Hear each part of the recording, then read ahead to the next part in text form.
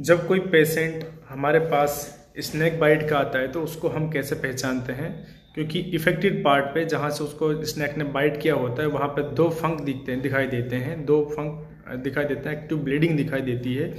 और पेशेंट की हिस्ट्री होती है कि मुझे आंखों से कम दिखाई दे रहा है, सांस लेने में दिक्कत हो रही है, उल्टी हो रही है, उल्टी का सा मन कर रहा है, बीपी लो हो रहा है पेशेंट का, और पल्स रेट इरेगुलर हो जाती हैं, यानी कभी ज़्यादा कभी कम, घबराहट होता है पेशेंट को, बॉडी पैरालिसिस होने की कंडीशन में होती है। जो हम एक इंजेक्शन लगाने से पहले एक ब्लड का सैंपल कलेक्ट करते हैं, सैंपल को हम 20 मिनट के लिए रख देते हैं। अगर वो क्लॉट हो जाता है तो न्यूरोटॉक्सिक होता है, यानी कोबरा का बाइट है।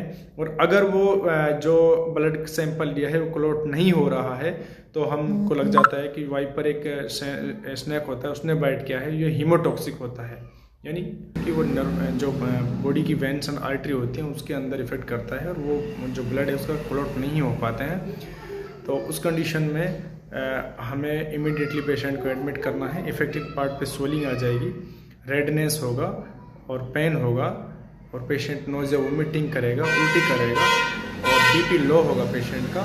एंड देन पेशेंट को आंखों से कम दिखाई देगा, पेशेंट का जो नर्वस सिस्टम है वो डिस्टर्ब हो जाएगा, पेशेंट चलने में दिक्कत होगी पेशेंट को। उस कंडीशन में जो रेस्पिरेटरी सिस्टम है और हार्ट है दोनों फेल हो जाते हैं। ऑन द स्पॉट पेशेंट की हार्ट फेल की वजह से डेथ हो जाती है। तो ऐसे कंडीशंस में हमें इमिडिएटली एडमिट करके हॉस्पिटलाइजेशन करके उसका ट्रीटमेंट चालू कर देना चाहिए।